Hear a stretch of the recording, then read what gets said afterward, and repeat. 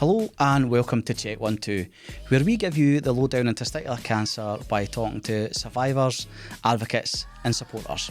All recorded here at the world famous podcast studio, Glasgow. Today's guest is Malcolm Combe, a law lecturer with a very powerful story. Malcolm was diagnosed with testicular cancer in his early 30s, and his journey through his diagnosis, treatment and recovery was anything but straightforward. From being misdiagnosed symptoms to undergoing chemotherapy and major surgery, Malcolm has faced it all with resilience and a touch of humour. In this episode, we'll dive into his experience, the lessons he's learned along the way, and the importance of raising awareness so that men check themselves and catch testicular cancer early. So settle in, this is a conversation you won't want to miss.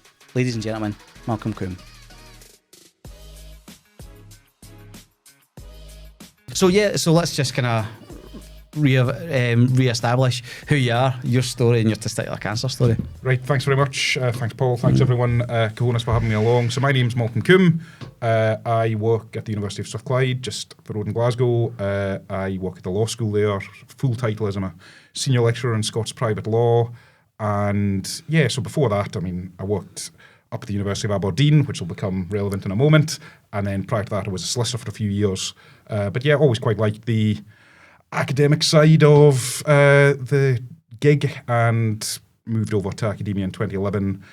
So yeah, teach things like property law, land law, bit of commercial law, all that exciting stuff. I'm sure we could have a podcast about that, but that's for another audience maybe.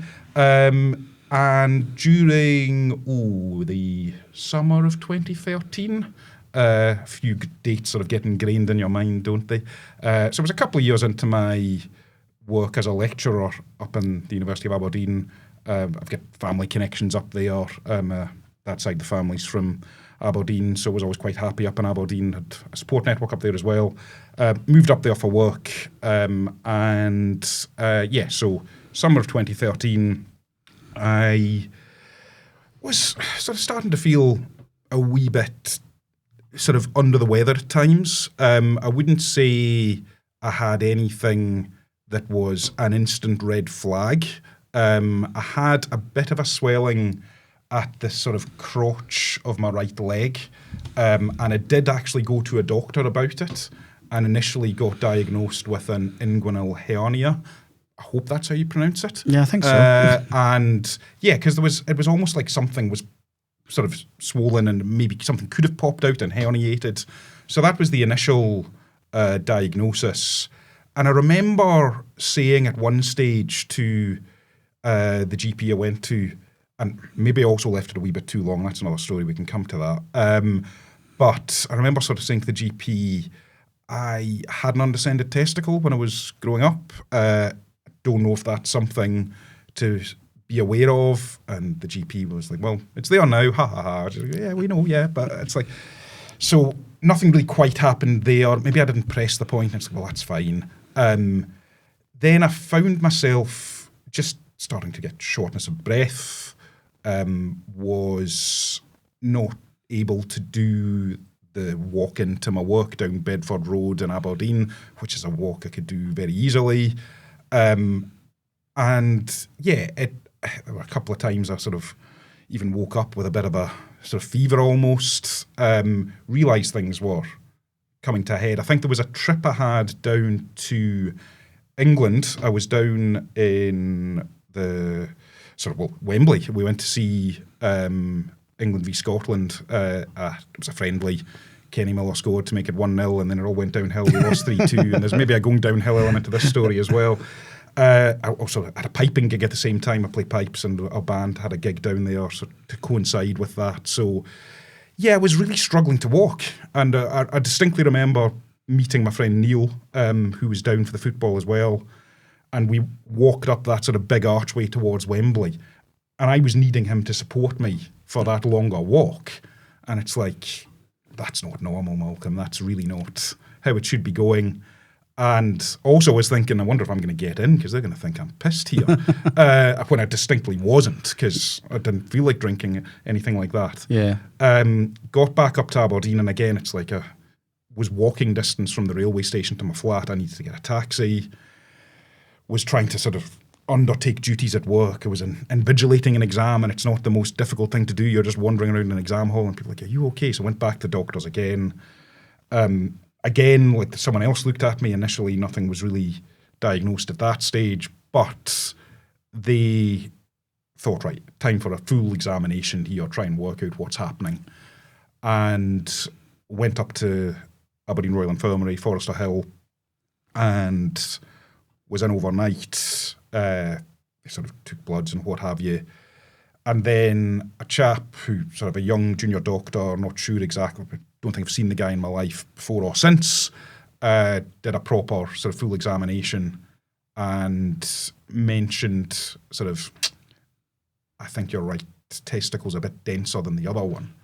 And I was like, oh, right. And then at that point, it's like, suddenly it was like, I don't know, that kind of big reveal in a film. You're kind of thinking, right, so that pain I had in my right testicle a wee while ago, which I didn't think much of, and I thought maybe it was a bit twisted or whatever, maybe that wasn't that. And this swelling here, all right, maybe that was bad stuff being pumped around my body. And, oh, it's a bit denser. I hadn't really noticed that. I mean, there wasn't any lumps or bumps. We'll maybe get onto that as well. There wasn't anything, like, it wasn't like it was enlarged or anything like that. It was, maybe I should have been checking myself more closely, but I wasn't checking for that necessarily. Yeah. And so coupled with the fact that I knew that was the undescended testicle from back in the day, it's like, well, that's going to be, that's going to be what it was. And in my head, and I know people can be sort of hypochondriacs and immediately reach for the worst case scenario, but I was like, this worst case scenario is actually looking pretty likely here. So went for the ultrasound, and the guy who did the ultrasound, I mean, it's his job to sort of, so he checks the left testicle. It's like, yep, that's fine. Checks the right testicle. And I mean, I'm not going to say he was a poker player. I'm not, you know, it's like, but it was like, sort of like, it's like, so he's looking pretty carefully at that one. He's not exactly about to break any good news at that stage. I'm like, look, you know, let's not sugarcoat this here. I'm pretty sure I know what this is now. Can you just tell me? And I'm sure that's probably not what the ultrasound guy's going to do normally. It's normally going to be broken to you more sort of in a bedside manner type way. And the guy's like, yeah, you know, this is, to me, this is what it is. And that testicle's almost certainly going to be removed. And then we'll have to think about treatment options and what have you. And I do remember actually sort of being wheeled back from there by a very kind of happy-go-lucky northeast of Scotland porter, and it's like, I'm not sure I need this just now, mate. And I know that's going to be your oeuvre normally, but anyway, so it's like, right, okay, but yeah, that's fine. And then get to the at that point, I had been briefly in a ward, and then I sort of had my own room, and it was just in a general bit, and mum and dad sort of arrive. So they'd come up from Kilbarchan, which is where I grew up. That's where they still are. And they were in the room when the doctor sort of came in for the more formal reading of the reckoning. And yeah, it just kind of like, oh, well, here we go. So I was braced for it. And indeed, I'd sort of said to them, look, you know, so I was going to be losing a testicle, but it's like, right, we'll worry about what else is happening. And then, so I get the news, and you're just, it just kind of washed over me at that stage, because I knew what the situation was. I say it was pretty unorthodox, the way the news came. So it ended up being probably my dad asking about, right, survivability stats, what's happening next, what are we doing?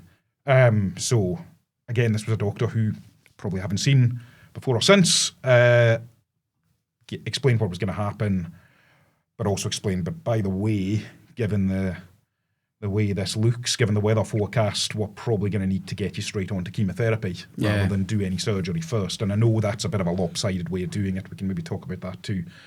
So pretty much straight away, well, they sort of checked me in, as it were. Very quickly spoke about sperm donation, which was not something I was expecting when I went into the hospital. It's like, all right, things, you know. But I suppose, and I've written about this before, and we'll maybe even come on to some of the blog posts I've written later, but that was an interesting discussion for me, because it was right, okay, you're thinking of further down the line here. So it was at least right, fine. It's not like, no, we just need to do this now. So right, we'll see if we can go up to the fertilization team, get some of you on file, as it were. And then, because obviously when they start hitting you with chemo, any samples that they took at that point would not have been exactly viable. Well, yeah, exactly. So yes, and then they put me onto a regimen which was a pretty hard-going regimen called CBOP-BEP. And I know BEP chemotherapy is something that a lot of testicular cancer people who've needed chemotherapy will know. That's your bleomycin, etoposide, and cisplatin. Yep. This is when I sound like an expert, but it's like you become an expert very quickly in your own Yes, thing. And don't ask me so. about anything else. Testicular cancer is what I do. And then, so you still had that BEP, which was like 3 times 3 weeks. So that was going to be 9 weeks. But they preceded that with something called CBOP, which was carboplatin, bleomycin, oncovin/vincristine. It's got a trade name and a other name. So that was the O, and the P was cisplatin again. So they gave you 6 weeks of that, of which there was a chunk of slow release bleomycin. So you were hooked up for like 5 days in a row of like 24-hour release bleomycin. So it was pretty hampering. And initially, they kind of did this through a cannula in the back of my hand. Mm-hmm. And then they realised, well, this isn't going to work. So they put me on a PICC line. So that's your peripheral intravenous central catheter, he said, having mugged up a little bit on acronyms, and I hope that's right. But got sort of in the crook of your arm and drips into your system. And yeah, so I was an inpatient, very much an inpatient. And it's kind of weird, certainly the first time you're in as an inpatient, because you're in an oncology ward, there's a lot of ill people around you. But with testicular cancer, the treatment is kind of, right, well, we're just going to hit you pretty hard because you're a youngish guy. I was 30 years old at the time. We'll just hit you with this. And at the time, it's like, well, you know, you're feeling okay because things start to pick up. And medicine starts doing what and they're looking after you in other ways that you probably don't when you're at home. It's like, right, here's what you need to eat. Here's your fluids. Okay, great. And that was fine. And first week and a half, like, sort of broke the news to various people, which is always an interesting moment. You're sort of phoning someone. It's like, you sitting down properly, tell you the news. And I remember sort of speaking to, second time I name drop Neil here, he'd seen me in London, and it's like, by the way, Neil, this is happening. I think it was actually sort of reactions of other people when you're like, oh, this is kind of serious now, isn't it? Yeah. And that, because when you're in the moment, it's like, right, you just need to do that. But you kind of get to know what's happening quite quickly, as I say. And then it was a week in, I had a bit of a wobble in terms of a pulmonary embolism. I think it's called, in medical terms, not with hyperbole, it's called a massive pulmonary embolism, where you have a clot, gets in the wrong place, and shuts down your heart a bit. And that was a sort of byproduct of all the gunk that at that stage was in my lungs and what have you, which was what they were trying to break down. Because I did have secondaries. I had secondaries sort of popped up in particularly the right lung, obviously, and I've still got a bit of pleural thickening there and what have you. So that was the day the shit got real, and you're like, all right, yeah, this isn't a cakewalk here. Waking up in the ward with people sort of around you, trying to see how you're getting on and work out what's wrong. Initially, they thought I'd taken an anaphylactic shock reaction to the chemo, but no, they realised it was a blood clot, and then you eventually get through that. You're in HDU, and it's like, right, okay. Again, this isn't going to be great. So that was a bit of a break in the chemo. And I remember my oncologist at the time, a chap called Graham MacDonald. So before I go any further, shout out to Graham and the team up at Forester Hill for getting me through that spot of bother. And yeah, he wasn't supposed to be in like the next day. He'd sort of said, oh, bye, see you Monday or whatever it was. And then it's like, oh no, I'll see you tomorrow. It's like, right, I've just messed up his plans. So with that, he was like, right, came in, right, fine. But he did say, look, there's always going to be something in terms of chemo, whether it's a bug, whether it's something like this. So we'll just make it work. We'll get through it. and then got back onto the next phase of the CBOP regimen. And then, so that was 6 weeks. And maybe, I'm not sure exactly when I was able to get out. Certainly, I was in for a few weeks. Was liberated enough at certain points to allow me to escape back to being an inpatient, and then only coming in for the bigger hits of bleomycin. And then got through, so that took me through to the start of December. Random practical point, the timing of the diagnosis strangely was, it was relatively convenient job-wise because I hadn't quite started teaching that year at the uni. So shout out to the team at Aberdeen Uni for sort of getting things going, keeping my own job going. But I was able to work away from Forester Hill because Forester Hill was a university hospital, so I had EduRoam and Wi-Fi, and I was able to still get on with a bit of the day job, obviously not teaching face-to-face. But I remember doing a couple of cameo lectures in the December, which was great. It's like, right, I can still do this, good. And then once they were happy, right, we've hit you with I think it's neoadjuvant chemotherapy, they call it, when it's like, right, we're going to hit you with this first rather than adjuvant. So it was like, I might have got that the wrong way around, but as normally it's surgery, then chemo, but they went, right, we've hit you with the chemo. And then it's like, right, we're happy we've blasted you enough with that cytotoxic goodness. We're now going to take you down to Gartnavel, because Gartnavel in Glasgow is the place where the chap who does the retroperitoneal lymph node dissection, the RPLND operation, which again, no doubt we can talk about at some point. That's where David Hendry was based. So again, shout out to David and the team at Gartnavel. These are names from back in the dim and distant past, but they're still in there. Yeah. And so that involved obviously incision right down the middle of your abdomen, and going into the lymph nodes at the back to get out bad stuff that had malingered and they weren't able to blast with the chemo in the same way. And also at that point, taking out the treacherous testicle that was still there. And so obviously that was a big operation. The general anaesthetic, fortunately only needed one general anaesthetic. They were able to do both in the one sitting, so to speak. And that's a big old operation as well, though. To get them both done. And in a way, it was like you wake up from the orchidectomy and it's like, all right, well, that's gone. I'm more worried about this. You were just worried about that. It's like, just give me the morphine. I'll just get through this. And the first couple of days in an HDU down there, getting back to fitness, and then with mum and dad staying not too far away in Kilbarchan, they were able to maybe allow me to escape to the wild again a bit sooner than I might otherwise have been, I think, because they had a spare room. And so thanks to them and the extended family for looking after me. And then basically just a case of getting back to fitness. Obviously I wasn't operating any heavy machinery, anything like that in my job, so that wasn't too much of a drama. And then I was back up in Aberdeen maybe in February, so the next month. And then just waiting on the pathology results. And happily, the sort of bad stuff from the testicle was suitably sorted.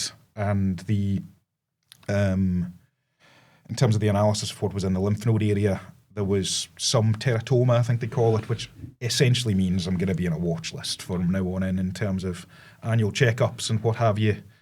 But so be it. That was it. You just had to get on with it. And that is, I suppose, a very whistle-stop tour, probably missing out many crucial details, and other people will be listening, well, what about this point? Who knows? But happy to take questions. And we'll go through that anyway. But I didn't realise, even from the last time, that it was you got your operation done in the one sitting, which is, I was sore enough just getting my orchidectomy done, after that, to have the rest of your RPLND as well. What was your pain management like after that? It was tough. So I think the initial hope from the surgeon was they'd be able to do and pardon me for sort of trying to sort of explain the male anatomy as best as I can, they were hoping to be able to get the testicle out from the same wound and sort of pull it up through the big incision. But having had an undescended testicle, the decision was taken, well, actually, there might still be a blockage there, so we'll need to go in and make a second incision. Right. So there was a second incision. And yeah, but that was nothing compared to the bigger incision, which was there and had a drain in the other side of my abdomen.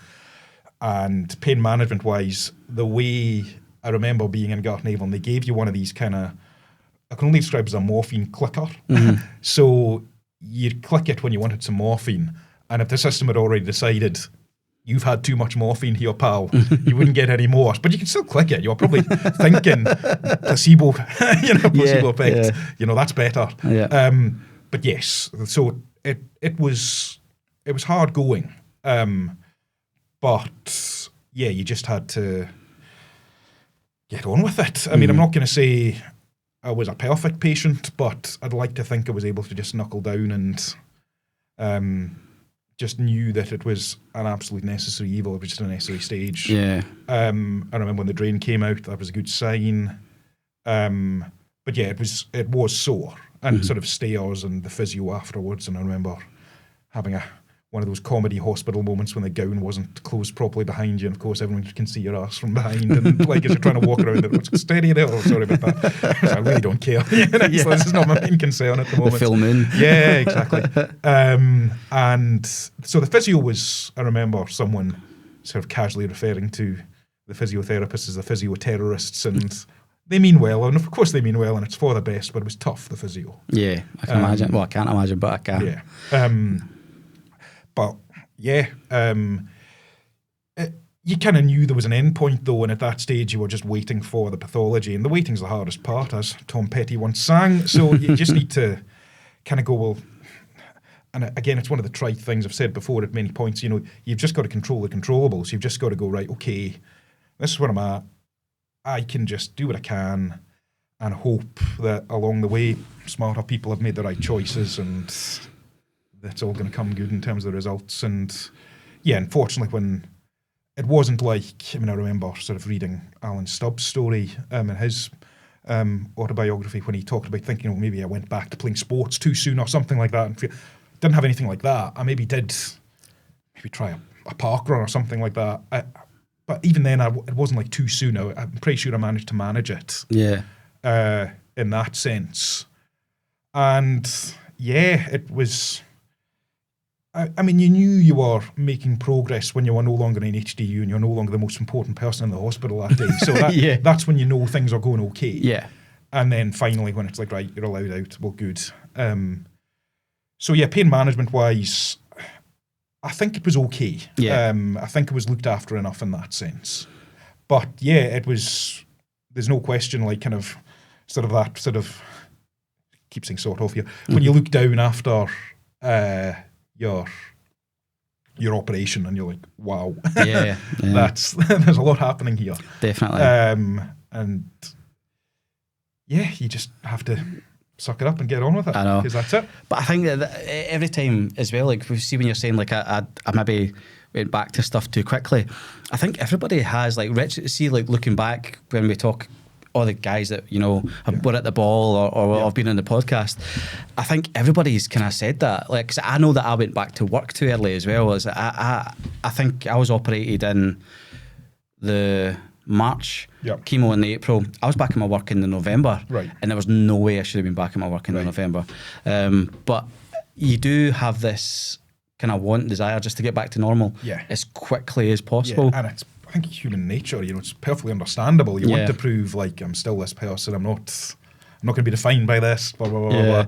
But yeah, I would say don't grudge yourself that extra. Yeah, don't grudge yourself time. I think anybody who's listening to this now, who's maybe in the midst of it, I would say the minute you think I'm ready to go back to work, put it off another 3 months. If you're fortunate enough where that's a choice that you have. Yeah, exactly. Because I worked for the NHS, so I was still within my timing. Gotcha. I still would have been going into half pay, but I think I would have rather been on that half pay and went back to work mentally a little bit better. Yeah. But physically, Gotcha. full bung, if that makes Yeah, sense. it makes perfect sense. I think, I was quite lucky in that with where I was, the sort of academic semesters being what they are, and being able to still sort of potter out at the laptop and do what have you. So I was off for 9 months, I think, but I was still kind of doing stuff. Yeah.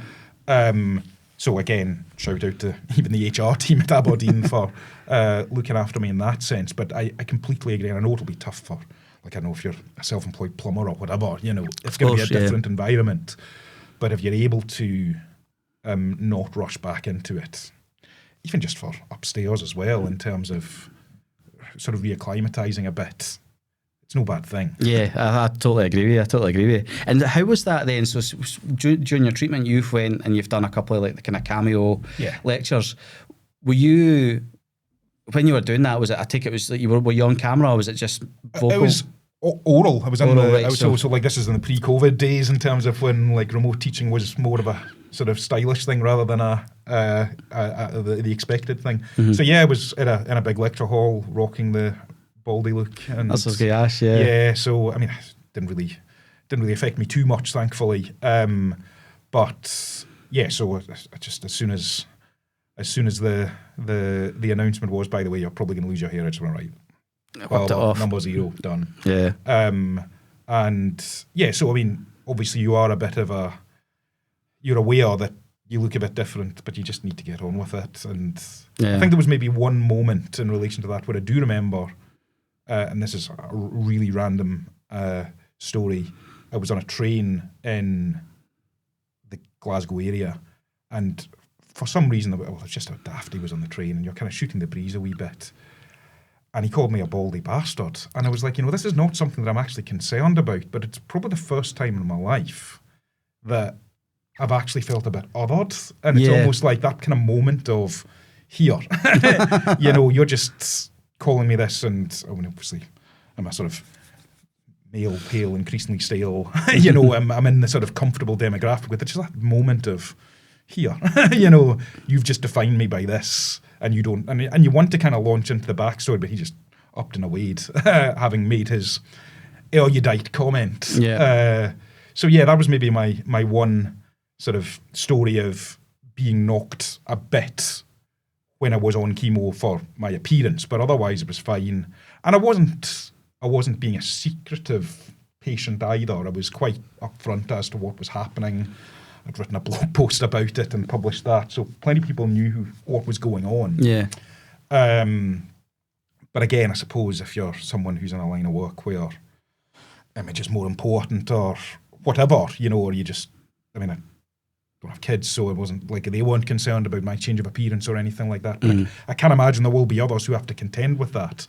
For me, yeah, I had maybe a couple of lectures where, the students probably knew the situation but were sound with it. That possibly leads to another really random point.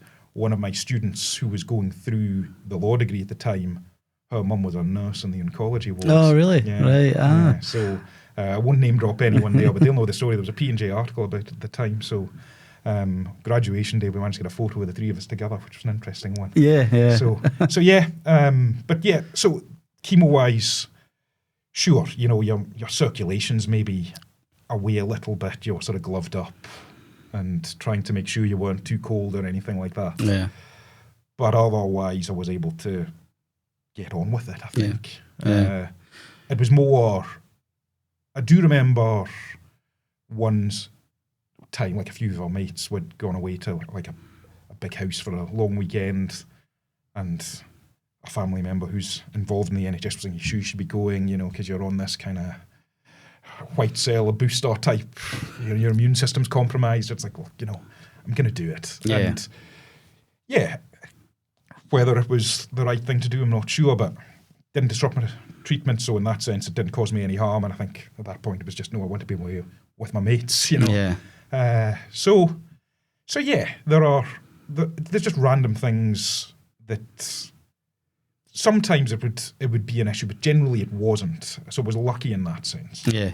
And I was able to just manage it with, as I say, plenty of support. And mum sort of decamped up to Aberdeen for a while when I was an outpatient as well. So I had people helping out with meals and laundry and stuff. So that was great. Yeah.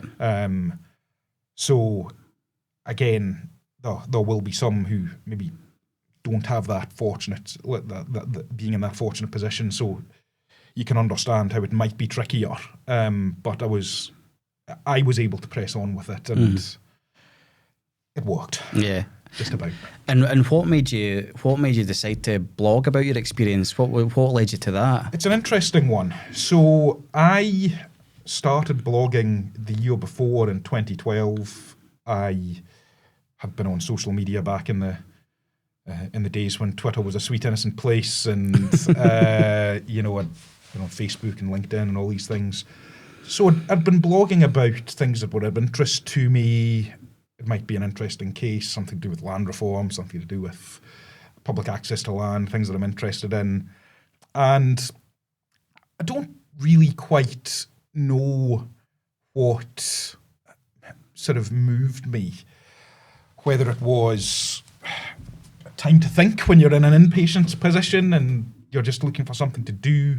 I did say to family, look, I'm going to do this. And they were okay with it. They respected it.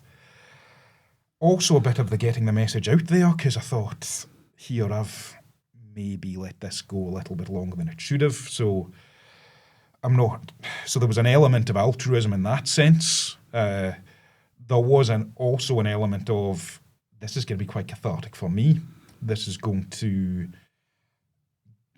get my own head straight. And actually, when I still use my own WordPress blog in a way that if I'm writing about something or I'm trying to get my ideas straight about something, I'll sometimes go to that first, and then ideally there'll be a more developed article somewhere down the track, or I'll change that and make it a teaching notes or whatever.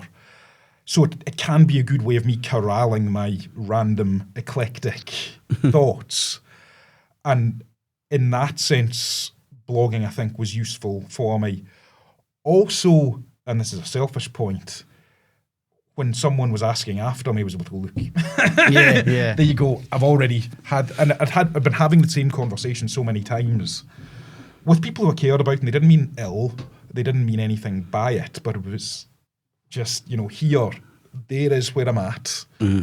Here's where I'm at the moment, both physically and mentally. It's going to be a bit of an adventure. Yeah. I'll try and blog a little bit as I go. And actually, it was interesting because I did get contacted by a newspaper to see about contributing a feature about how I was getting on. But they contacted me at or around the time I had my pulmonary embolism. Right. And I was like, look, I've just had a pretty scary episode here. I'm not sure I want to do this.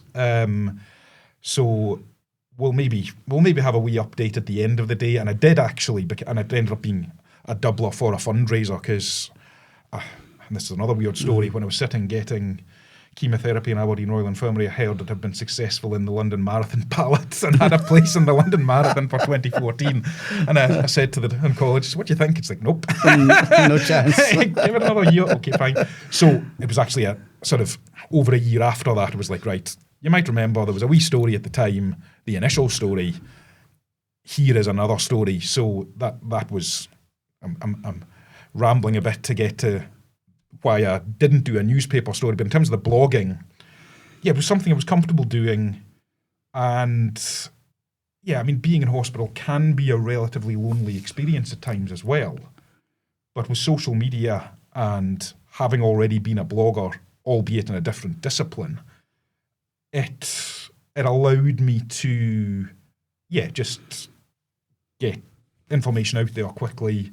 And it's still that blog post in terms of the immediate aftermath, because it was also a news breaker, or it was a news flash for some people. I just sort of shared it in my socials, and people were like, oh, wow, okay, fine. That got shared by a whole load of people, sort of connections, so family members who are well connected. Had some really random retweets from Alistair Campbell, and I didn't solicit that. It's like, wow, so that's the most hits I've had in a blog post on any day ever. So in that sense, getting the message out there, okay, maybe there was an element of, okay, I'm not doing much else. I may as well do this. So yes, sometimes I wonder whether it was the right thing to do or the wrong thing to do, but it's something I did. And I do look back at it now, and some of the writing, I'm like, well, I'm not sure I said that now. That's a bit kind of warts and all, or maybe a bit self-indulgent, or a bit... And I did try keeping perspective, because I know bad things happen to people all the bloody time. It's not just me who has that moment, but when I was there, I thought, right, well, here, I'll mention it, and yeah, I think it was a good thing, as I say, to get my own thoughts straight. And it was maybe actually sort of further down the track, what I did a year after the pulmonary embolism and a year after the RPL&D operation, I did blog posts kind of looking back at it, almost written from the perspective of it happening. And again, they got quite a lot of traffic, and a lot of people going, oh, dear, I didn't know you'd had to go through all that, And I think that's another thing as well. And again, I'm going to be veering off tangents, so corral me back in. You do hear a lot of people saying things like, oh, testicular cancer is a good cancer to get. And in many ways it is. Survivability, the people who get it tend to be able to handle the treatment. That's great. But the actual, it's everyone's journey is going to be different. And I say that, I even get people who have spoken to me who've either they're on their own journey or someone in their family's having something, and it won't necessarily be testicular cancer, could be anything else, could be a female cancer, whatever, who've spoken to me and maybe asked about whether they think they should blog about it, or if they've got any additional insights or whatever. So that can be useful in terms of for them, but also for me, I think just the whole, everyone's journey is different. And just, there will be some people who, because they've been reading your literature and what have you, they're able to catch it nice and precipitately, and it's great. But there'll be others who will have to go through a bit more of an adventure. Yeah. And yeah, it will have its peaks and troughs and highs and lows and loops of loops. And I've grown, especially over the last couple of years of working for Cahonas, and I've grown more and more to detest the line, it's the best cancer to get. If it's out a bit, one, because no cancer's good to get. Yeah, exactly. And I started thinking about it, and I thought, well, it's a bit like me saying I'm going to assault you either with a hammer or my fist. Yeah. The fist is the best one to get assaulted with, going, oh no, I don't want any of these things. Yeah. So yeah, I think there has to be a move away from that. Within the medical community. I think it's great to say stats wise, here's the recovery rate, here is the success rate of surgeries, or how statistically survival rates are relatively high compared to other cancers. But to say it's the best cancer, I would never use that as my opening gambit to somebody who's sitting there terrified at all they hear. And I think, and Todd, in one of the I think it was the second episode, put it right. You're sitting there, you don't hear testicular cancer, you just hear cancer. Yeah. So it's hopefully, doing this and having these conversations that maybe we can get these ideas under the noses of these people. Yeah. And if we can disabuse people of, there are ways of portraying someone's situation in a positive light, but there are also ways of saying, I know you mean well, but kind of in a low place just now. Yeah.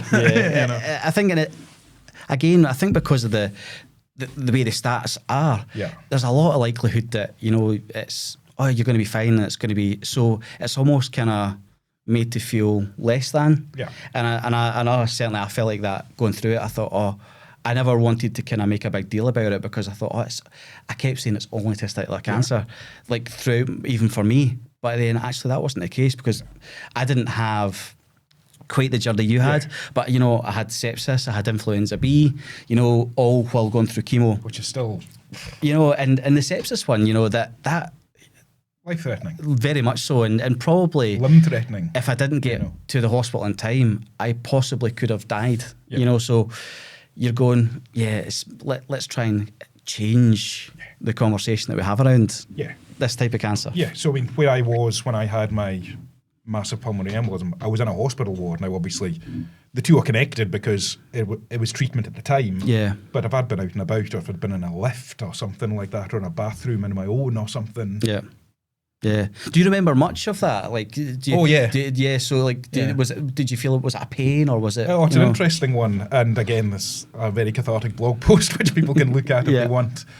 Yeah, I remember being in the ward, feeling a bit stir crazy. I was in my own room, and I was in room 13 in the ward, so I've already made the joke about lucky for some in the blog post, and it was. Just, I'd not been out and about since I'd been over to the fertility centre, and it's like, look, can I at least go for a wander around the ward? And that day, maybe, I'd seen, those kind of camera flashy bright lights. Yeah. Which you get because you're looking at your phone screen too much or playing a game too much or whatever. And I didn't think anything of it, and I put it down to too much screen time. But I've since heard that that's actually possibly your blood's a bit clotty. Right. So I didn't quite twig at that point. Anyway, so I spoke to my oncologist. It's like, is it okay if I sort of wheel my sort of IV around the room with me and go for a walk around the ward? It's like, yeah, we can okay that. So that's fine. So it's a sort of O-shaped ward. Went out, did the first limb, then did the second limb, started to feel a wee bit woozy, and I was thinking, oh, what's going on here? Get round the third side of the square, just coming back towards my own room, and then I'm horizontal. I don't remember much else. Yeah. And turns out I was found by, I think, a pharmacist, and then I remember sort of the senior charge nurse doing the whole, how you doing, like disconnecting me from the chemo, which I was still attached to at the time, trying to work out what's happening, how much pain are you in, on a scale of 1 to 10. I remember saying 6 and thinking, why the hell have you said 6? This is a 10. You macho idiot. And lots of commotion around me. I then hear a voice I don't know, having some kind of scanner, and I since discovered it was like a portable ECG type device. And I specifically remember, again, it's a doctor who I hadn't seen before from a different ward, maybe saw once afterwards, who said, his left ventricle's empty. I thought, oh, that's not good. Mm-hmm. One of the 4 chambers of my heart's empty. Pretty sure that's not good. And it's like, right, okay, what's happening now? That meant that they then realised, okay, there's clots here, there's lots of clots. So they hit me with a drug called thrombolysis, which I think just dissolves all the clots in your system. So having the PICC line there, I think they were able to just get straight in. It did mean that I was gushing from every wound from then on in for the next day or two. So I remember coming to in the HDU bit with, of all things, a Tena bed sheet wrapped around my arm, which was just to sort of absorb stuff. Yeah. Anyway, the things you remember. So then I was hoisted back up onto the bed that they managed to get out from the ward, the room, got me back in, stuck a catheter on me, and I remember speaking to the nurse, and she's saying, is this okay? You can do whatever you want. I'm not worried about you catheterising me, just go for it. Fill your boots. Yeah. Remember someone clawing at my feet to try and find a way in for a vessel. And I found a cannula in my arm, which was huge. And then when I finally started to come to, sort of the people all around me, and then there was an Asian registrar who I didn't know so well, but he's just holding on to the crotch of my leg where they'd taken an arterial blood sample, and it's just one of these kind of, oh, nice to meet you, mate. Hi. You could have bought me dinner first. That's the line. That's the line. So lots of dramatic movements around me, and then it's like, well, we're going to take you down to HDU, and my mum walked in looking grey, and it's like, oh, right, okay, and Dad's driving up the road. Oh, this is all quite serious. Neil's getting phoned. Mention again for Neil. Sorry, mate. You're not driving over from Elgin anymore. Things like that. And then just waking up. Well, then got transferred down to HDU, and it's like, right, we're going to keep a proper watch on you. We're going to sort out your blood thinners now. There was maybe a wee issue in terms of whether it was getting the right treatment at that stage, but we got it sorted. So then that was another thing, I suppose. For 9 months, I was injecting the dalteparin, fragmin, whatever you call it, the kind of blood thinner type things which can go in through your abdomen or your chest. So absolute solidarity with all the injecting diabetics, and I know what you've been going through all the time. So at that point it was like, right, you're going to be doing this going forwards. We're going to put what was called an IVC filter, an inferior vena cava filter, into your IVC, your inferior vena cava, which is like your biggest vein, which kind of goes down through your abdomen. And that was to stop any clots getting back up. So essentially it's like, I don't know, upside down umbrella. He said, trying to explain it as best he could. Not an umbrella, because that wouldn't let things through, but you know what I mean. An upside down broken umbrella. So had to go through a radio team for that. They kind of went in through my jugular and deposited that. I'll maybe come back to an RPLND story at that stage, or when I finish this one. Then I just had to get through the HDU stuff. But the moment itself, it was just being dully aware of, this is like a Casualty / Holby City episode. It's like, and I am the guy causing the fear and alarm. And again, I remember a family member saying, "I hear you were causing fear and alarm." Like, yeah, sorry. That was me that day. And again, I suppose it made me think, right, when I'm not the most important man in the hospital, and I've said it already, it's like things are going well. But yeah, they essentially got me sorted, made sure that it couldn't happen again, and it was very much belt and braces. The blood thinners and the IVC filter was the decision that they took, which I agreed to. And fortunately, I didn't have anything like that thereafter. And it was more like, when that happened, it was more like thinking, okay, maybe I should have listened to my body more and said something like the story of this whole podcast. I should have maybe said, by the way, I said I was wanting to go for a walk. Do these wee flashy things I'm seeing mean anything? It's like, hell, no, you're not going for a walk type thing. Yeah. But hindsight's a beautiful thing. It's amazing, isn't it? But as I said, when it happened in the most prominent place in a sort of thoroughfare. It's like, no one's going to miss this guy here. Yeah. So it was found very quickly, and they got it sorted, and so in terms of coming back to the other point, so the two other stories of the IVC filter, when I woke up after the RPLND, I remember sort of looking down at the various wounds, and the weirdest wound was a perfectly straight cut on my left ankle, sort of just above my left ankle. And it's like, what's going on there? And they'd taken a saphenous vein graft. They'd taken a vein from below my calf. Yeah.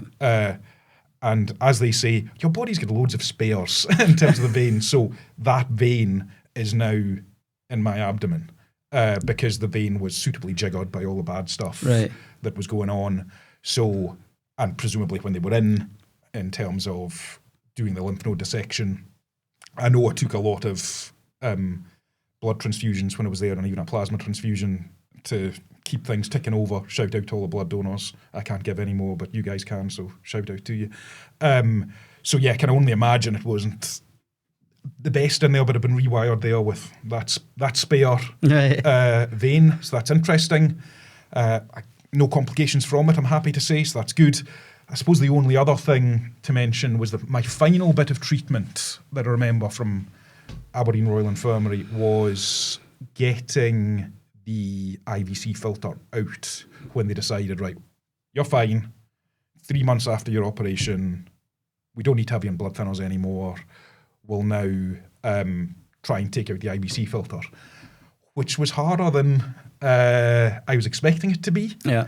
Because they basically had to go in the way they went in and go all the way down and try and hook it and take it back out. And I'm I routinely describe this badly as one of those like claw machines at a fairground as you're trying to get a teddy. And invariably the odds are stacked against you quite deliberately. But the radiologist very skillfully eventually went in for one more try. He was like, look, we're going to try one more time. Hopefully we'll get it. And he did. So that saved me from the bother of having to go through a different scanner at the airports from now on in, you know. And again, it's amazing the things that you're worried about. You're thinking, oh yeah, I wonder if I'm going to have to, mate, you could die of internal bleeding if they do this. Don't worry about airport scanners. That's for your next worry. So that's probably the story of the pulmonary embolism. I wouldn't recommend it. No.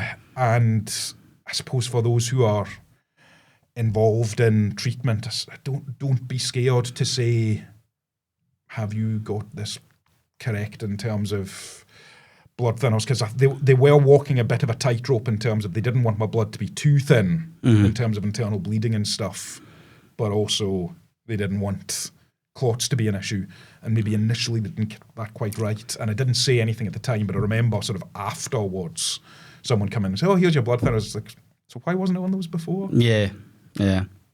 So anyway, I'm not going to make this a jibe against anyone because heck with the NHS. So they've done me a solid throughout. But if you're ever not sure, ask. Yeah, I think as well, like with what you were saying with your own experiences, to listen to your body as well. If you think something, if you've never experienced it, and if you're out a walk and you start seeing something you've never, tell somebody. That's the thing. But I mean, another weird thing, and I remember saying this in my blog post as well, it's like, before that I'd never even fainted. Yeah. I didn't know what it was like. And I was like, oh, I'm feeling a bit woozy. I wonder what it's like to faint.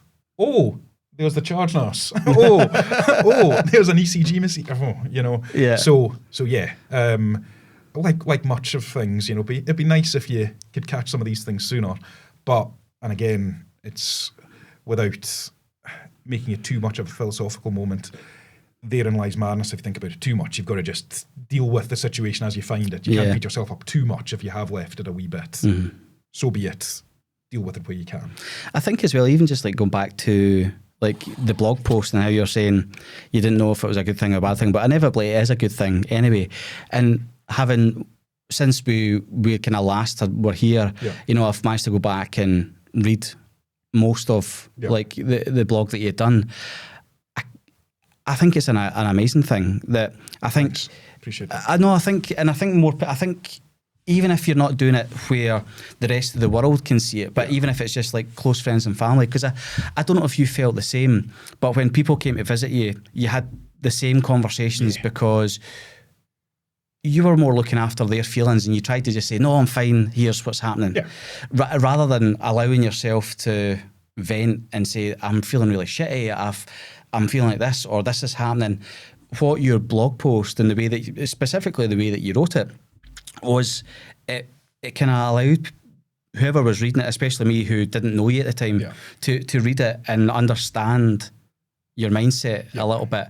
And I think that could only be good for friends and family, because see if they're able to go, oh, okay, I kind of get it, or you know, if again, typical hyper masculine thing of a stiff upper lip, I'm not going to show that, but if you write it down and people are able to kind of access that and go, right, I need to kind of approach this a bit differently, I think it can only be a good thing for people to do. Oh, thanks. Yeah, honestly, it really, we've talked about journaling and stuff like that, and I've done some kind of LinkedIn posts where I've done just like maybe like a short essay on different elements, but I think blogging your journey, you know, especially if you're going through it right now, even if you're just writing it in your notes on your phone and being able to, you know, put it in a group chat and just say, listen guys, here's where I'm at.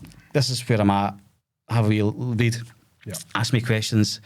Don't be offended if I say no, or don't take offence to my reactions. Don't be offended if I don't reply for 4 days. You know, sometimes I can't be bothered. Exactly, you know, especially if you're in the midst of it all, you know, and I think that's the biggest thing. But no, I think I actually, when you've talked about like the attention that your blog post got, you can understand why, because it's so candid. Yeah. I think that's the biggest thing, eh? Yeah. You know? Yeah, no, and that's very much how I wrote it. And yeah, it was gratifying to see the mileage got. It was also, again, it's a bit of a fill-up when you're going through cancer treatment. And I know, it's not going to, people saying you got this is never going to cure it, but it's good to know you've got people barracking for you and looking after you, and gives you okay, well, I'll do the best I can, get through this as best I can. And yeah, it certainly, in terms of getting the message out there, it did it a lot more effectively than 1,000 phone calls. Which is innovating in its own way for someone to do. So yeah, I whether I would do it again now, I'm not sure, but it was the right thing for me to do it at the time. And I think I enjoyed it. I think I enjoyed writing it. I think it certainly looks like that when you read it, you know.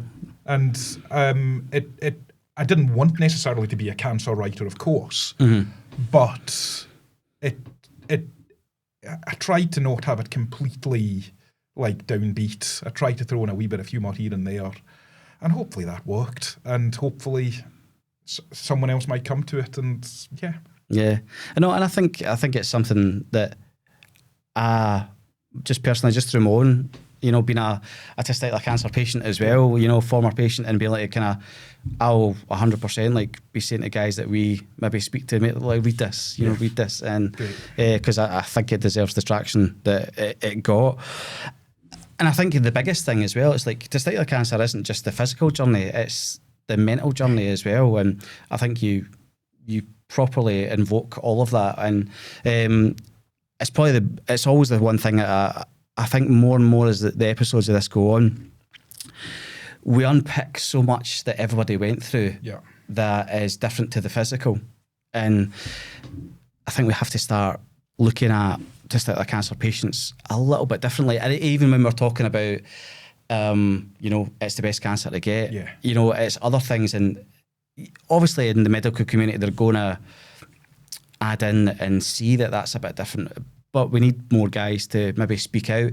I know I didn't at the time, and I always said that after I finished my treatment, everybody was amazing, from the doctors to the nurses, but I felt kind of lost after it, and mentally felt lost in terms of, well, what do I do now? I've had this big traumatic event happen, and it wasn't till after it that you feel that sink.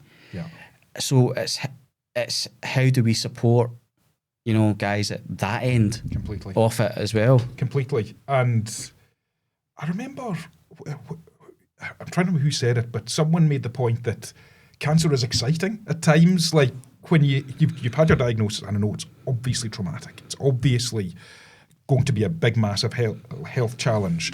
But there's stuff happening, you're getting on with it, you're getting phone calls from people you've not heard of before for a while. So there's a lot going on. Yeah. And then, all going well, you'll get the all clear, you'll be in remission, fantastic. You can also cliff edge it. You've got to kind of make sure that you don't just kind of assume, right, that's me back. It's like, no, there is very much a new normal here. You've got to ease into that. And I'm not sure I am the person to tell you how to do that. I think everyone's going to be different. But you're right, because after you're done, there's still more of the journey to come. Yeah.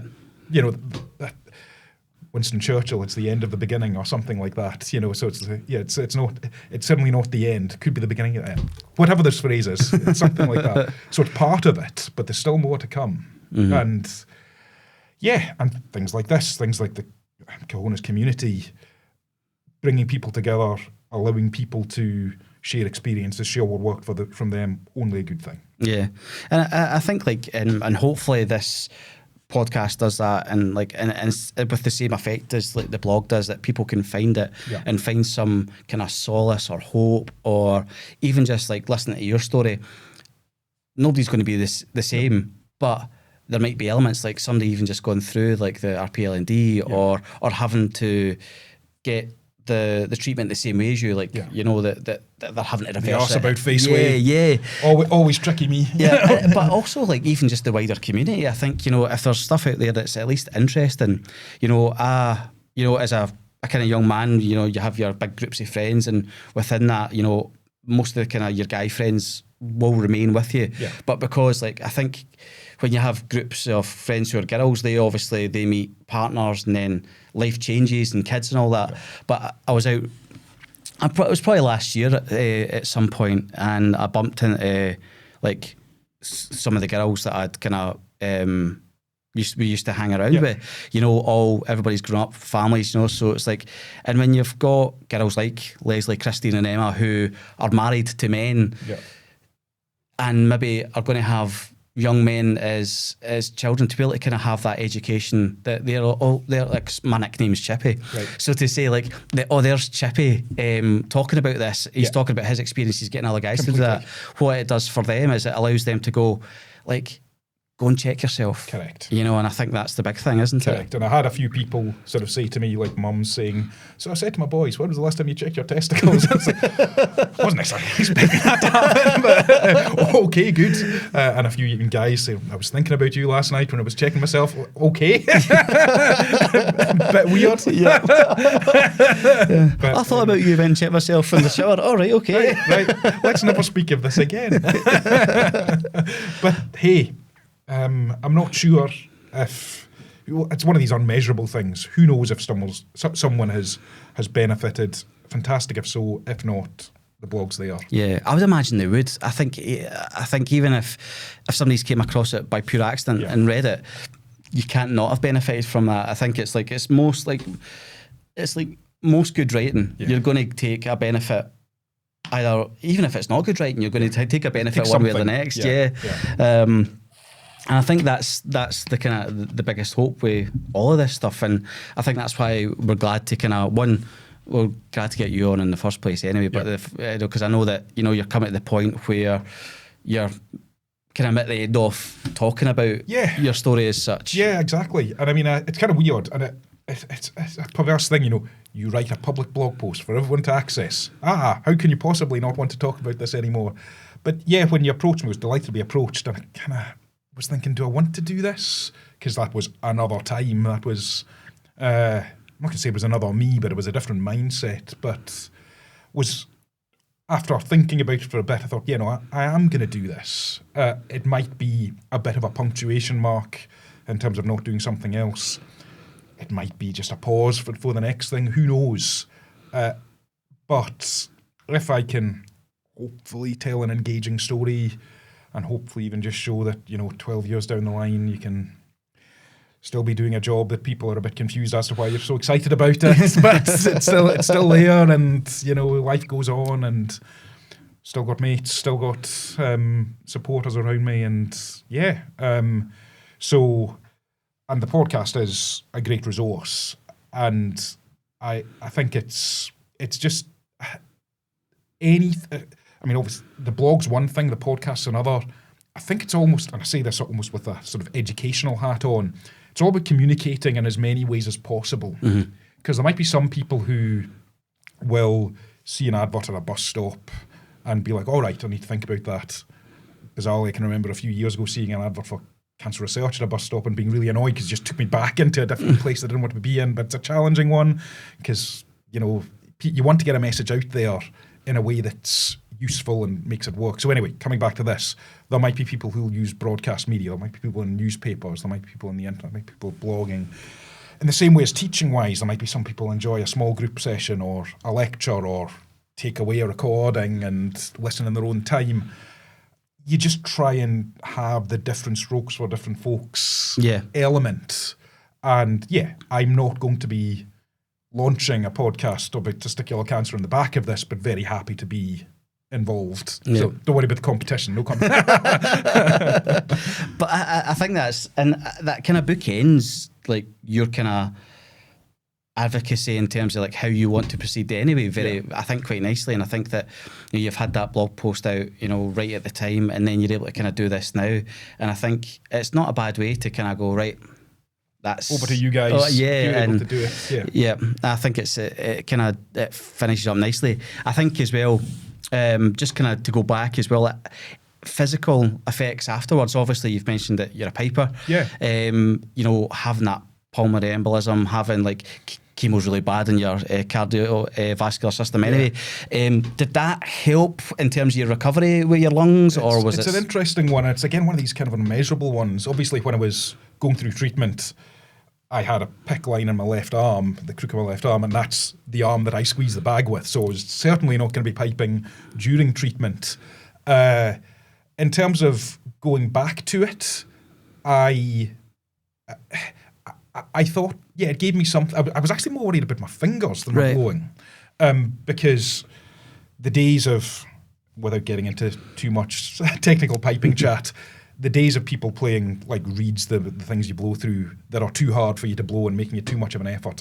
Normally, like decent pipers, decent pipe majors will set up bagpipes to be easy enough to blow for that person. But in terms of the discipline of blowing and having that regularity, I think it had to be a good thing. I know asthmatics who play the pipes, and they find it helpful. And just, it gave me something to strive to get back to as well. So I had a family wedding in 2014 that I piped at. And I remember sort of people being like, yeah, great, you're back. Yeah. I was like, yes, I am. And yeah, as I say, it was more the circulation side of things, because in the immediate aftermath of treatment, like your fingers were like really sort of going white, almost like Raynaud's like syndrome type kind of whiteness. And did you have any of the neuropathy? Yeah, as well? I felt like, I mean, I'm a clumsy so-and-so anyway at the best of times, and this just compounded it. So there were maybe a few moments where, as I said, it eased off, but like even just to be out for a jog and I would fall over more regularly, silly things like that. But no, the piping wise, I think it did help, and also even just the community around you. It was good to get back to that.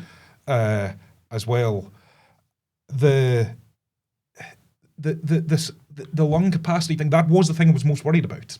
I remember sort of speaking to the oncologist saying, look, you know, because they spoke about bleomycin, they spoke about the impact that has, and I know he's a tainted figure now, the Lance Armstrong's It's Not About the Bike, his own cancer story, and him sort of having a specific regimen to try and allow for his CV-wise to not be as afflicted. I didn't get the benefit of that, because it was, no, you're in a bad place. You are getting CBOP BEP. Okay. That made that decision easier. So I was worried. Undoubtedly, I was worried. But I'm still able to hold my own now. I mean, my pipe major might disagree in terms of the ability. And I will just tell this terrible joke, which I've told before, but it's the joke of, doctor, will I be able to play the bagpipes after my operation? Oh yeah, of course. It's like, oh, that's great. I couldn't play them before. Anyway, forgive me. So I was a bit like that. So I'm still able to muck along. And yeah, it's like anything though. You want to have something to aim to get back to, and adapt to the fact it's a bit different. I mentioned earlier about the London Marathon. I'd been fortunate enough to I did the Edinburgh Marathon in 2009, 2010, a couple of times. And compared to my 2015 London Marathon time, half an hour difference. Yeah. So what?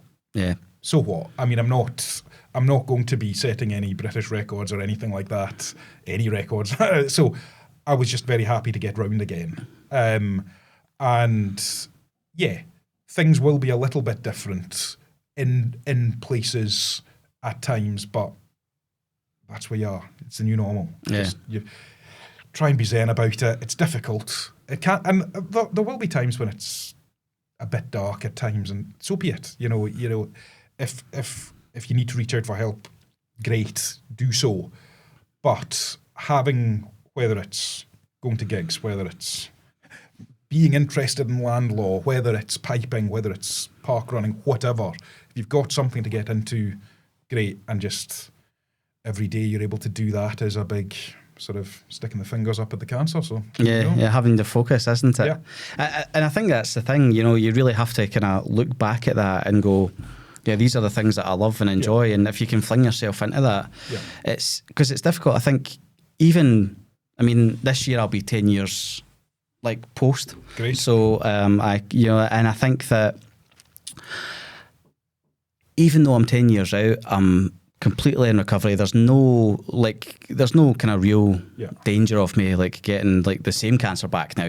Obviously I could get cancer again, but I think that it's the highs and lows of it, and I think it's good for people to know that there is going to be dips. There is going to be things you might not think about it for months. In year 6 you'll go. Might not think about it at all, and then one thing, like you say, you'll be standing at a bus stop and you see a cancer research. And it takes you back into that place, or there's a smell, or there's something. And I think, and I think it's just making sure that you reach out to whoever, be it your friends, be it the Samaritans, or like what's the NHS 24 one? Or reaching out to us at Cahonas, and being able to kind of go, look, there's a whole community of guys there that I think would take on the mantle of going, are you okay? And I'm going to add in something that's a wee bit perverse, but also be able to stop yourself from being overloaded. Like at the time when I was in treatment, people turned me on to Checkham Lads, which I think is just Testicular Cancer UK, people like Phil Morris. And that was useful in terms of getting literature and what have you, but I found afterwards actually sort of still liking it on social media, but sort of turning it down in my feeds, because I was finding myself reminded of things a bit too much at times. Yeah. So this is not to say, and this, I'm hoping I'm not going to lose you subscribers now. It was a great podcast. And then he said, this is the only podcast, no more podcasts. But knowing how to moderate. Yeah. Because there will be times when you're able to listen to a podcast, get on with it, not be bothered by that bus advert you saw. Yeah. There'll be other times when it just kind of roundhouses you. Yeah. And it's impossible to know when that'll be. Yeah. But having that coping, if you find a way to make it better, that can also be useful. So yes, there are these resources out there, fantastic, great. Also, if looking after number one means you need to just have a digital detox for a wee while or something like that, also fine. Yeah, definitely.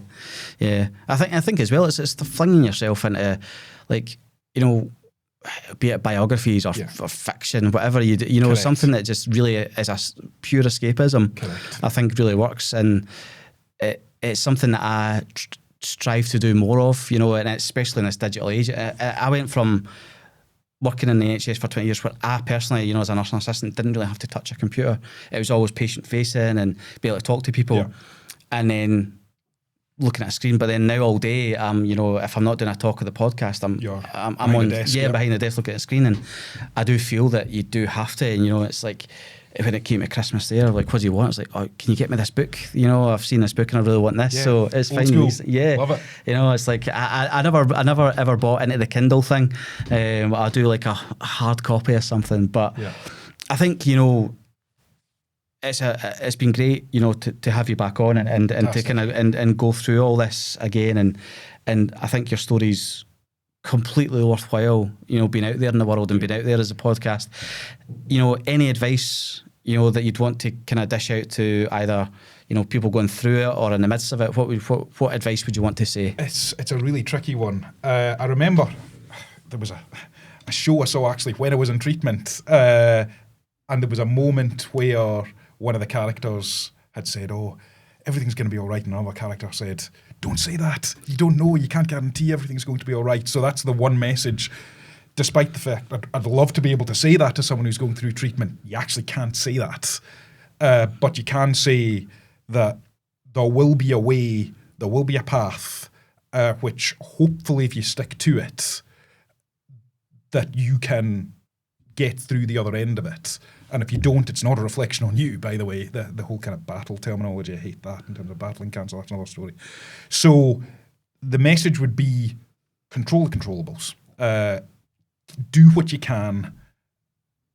If someone's smarter than you, and that's actually something that I wasn't great at before, and I'm better at now. Some people might still disagree with me, but I tended to be quite, I wouldn't say it was selfish or stubborn necessarily, but it was quite set in my own ways, and I wasn't the best at going, hang on, I'm not the most qualified person in this room at this moment or anything like that. That regularly doesn't happen anyway, but that's not me. I need to seek control here. There's a community of folk around me, whether it's people who are helping like with my laundry and my dishes and dinner, or whether it's actually people who are sticking an IVC filter into my body. I didn't even know I had an IVC, never mind a filter, all this kind of stuff. So I struggled with that, and I probably still struggle with that. Control freakery is something that I do suffer from, but you're not going to get through this on your own. You're just not. So if you can come to that realization sooner rather than later, that might do you some good. Yeah. Otherwise, yeah. And if you're in the happy after the fact stage, enjoy it. Enjoy your new normal. It's going to not always be like the old normal, but and it is weird as well when you meet people and you count them as friends who you wouldn't have met otherwise, and you're like, oh, that's a kind of weird side effect, byproduct of it. But there will be moments like that as well. And I remember bumping into someone who had a few times, bumping into people who treated me when I was at a night out in Aberdeen or something. Oh, how you doing? And it's like, it's weird, but just go with it and enjoy the ride. You've got this bonus ride at the end of it, so enjoy it. Yeah. It's always like that Bill Hicks quote, isn't it? Life, it's just a ride. It's got many ups and downs, twists and turns. Channeling it subconsciously, having badly quoted Winston Churchill. Anyway, there we go. Badly quoting Bill Hicks. I think we've done all right today. We've done okay. Yeah, brilliant. Thanks very much. Cheers. Cheers now. Thank you so much. Thank you very much. All right.